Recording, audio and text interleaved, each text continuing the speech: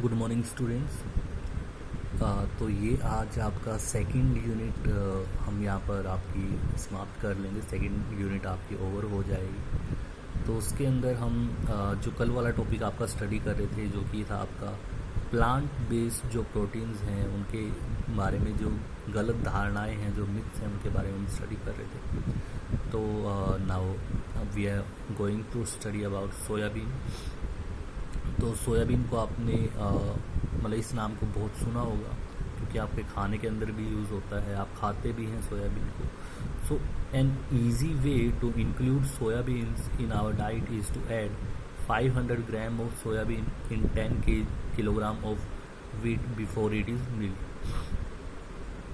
तो कह रहे कि अगर हमें सोयाबीन को खाना है, सोयाबीन को हमारे खाने के अंदर इंक्लूड करना है, हमारी डाइट के अंदर इंक्लूड करना है, तो उसका सबसे इजी वे है कि हम जो 10 किलोग्राम गेहूं है उसके अंदर 500 ग्राम सोयाबीन को मिला दें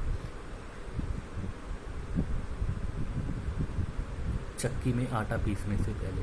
क्योंकि फिर उसके बाद देखिए 10 किलोग्राम के अंदर जब 500 ग्राम सोयाबीन मिला देंगे और उसको जब पीसेंगे तो उससे जो आटा होगा उसके अंदर सोयाबीन ऑलरेडी प्रेजेंट होगा।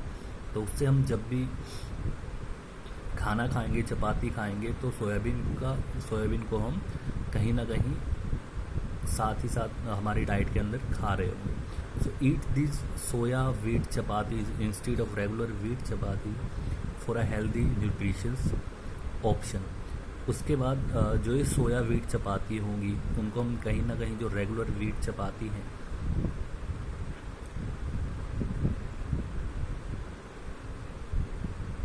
उनके मतलब जो रेगुलर व्हीट चपाती है उनकी जगह पे हम ये सोया व्हीट चपाती खाएंगे, जो कि हमारे लिए एक हेल्दी और न्यूट्रिशियस ऑप्शन रहेगा। मतलब हमारे को न्यूट्रिशन पूरा मिलेगा और ये हमारे लिए हेल्दी भी रहेंगे।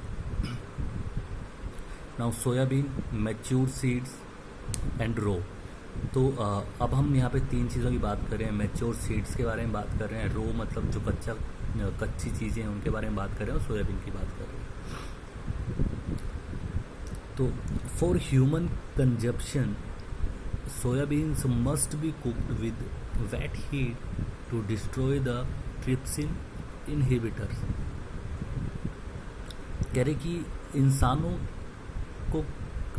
की कंजप्शन के लिए या फिर इंसानों को खाने के लिए जो सोयाबीन्स हैं उनको कहीं ना कहीं पानी के अंदर गर्म करके उसको कुक करना पड़ता है, ताकि उसके अंदर जो ट्रिप्सिन इनहिबिटर्स होते हैं वो कहीं ना कहीं कम्प्लीटली डिस्ट्रॉय जिससे हो जाएं और हमारी बॉडी पे उसका कोई इफ़ेक्ट ना पड़े। It is a source of complete protein. जो सोयाबीन है वो प्रोटीन का एक बहुत अच्छा सोर्स है।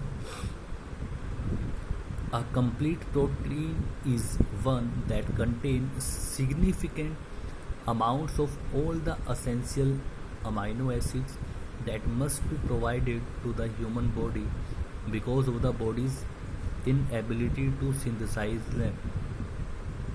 अब देखिए, अगर हम एक प्रोटीन की बात करें, कंप्लीट प्रोटीन की बात करें, तो कंप्लीट प्रोटीन एक ऐसा प्रोटीन है जिसके अंदर जो अमाइनो एसिड्स हैं, जितने भी असेंशियल अमाइनो एसिड्स हैं, वो कहीं ना कहीं सिग्निफिकेंट अमाउंट में मतलब पर्याप्त मात्रा में उपस्थित हैं और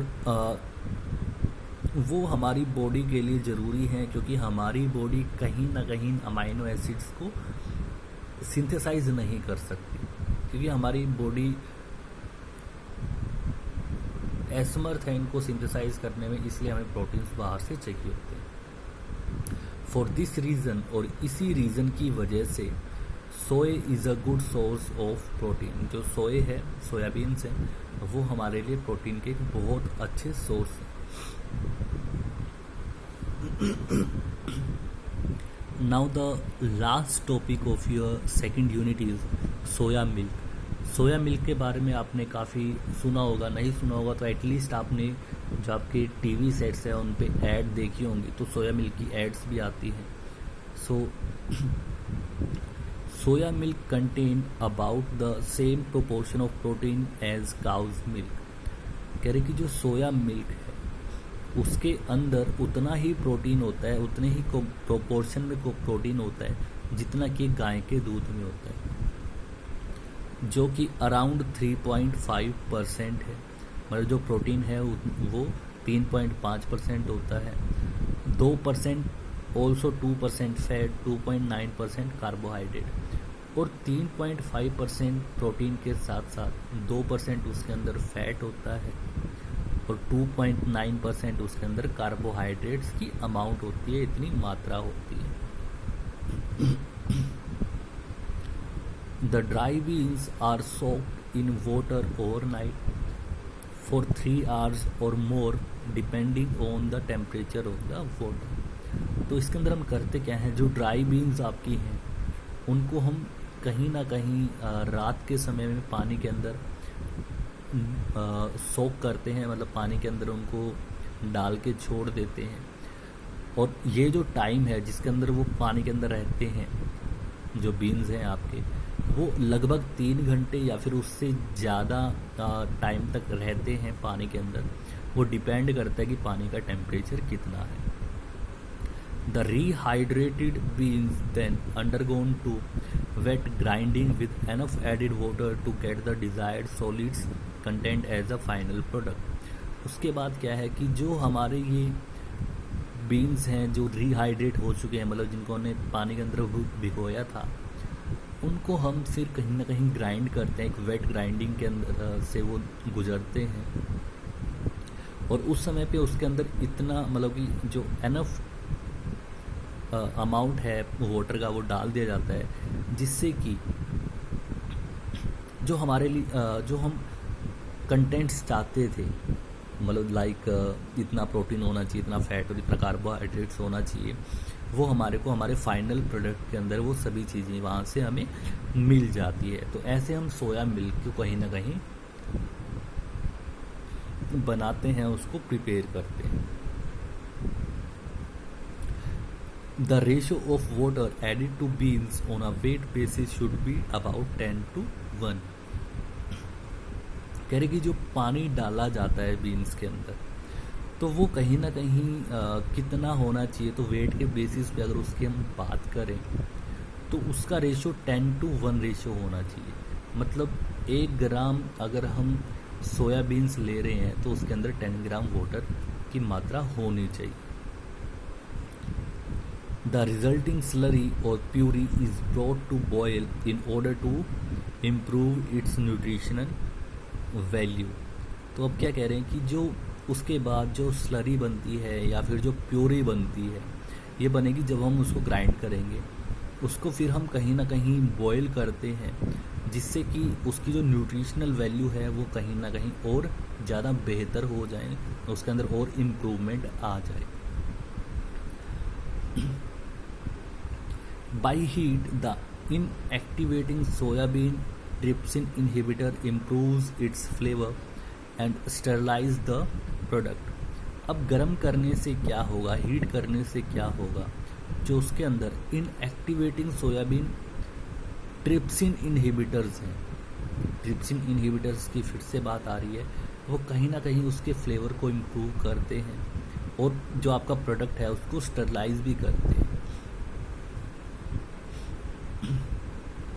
Heating at or near the boiling point is continued for a period of time around 15 to 20 minutes। और जो ये हीटिंग है, जो हम हीट कर रहे हैं इस प्रोडक्ट को, हमारे सोया और वाटर के मिक्सचर को, ये एक मतलब जो उसका बॉइलिंग पॉइंट है या फिर उसके आसपास के टेम्परेचर पे कम से कम 15 से 20 मिनट के टाइम तक उसको हम हीट करते रहते हैं।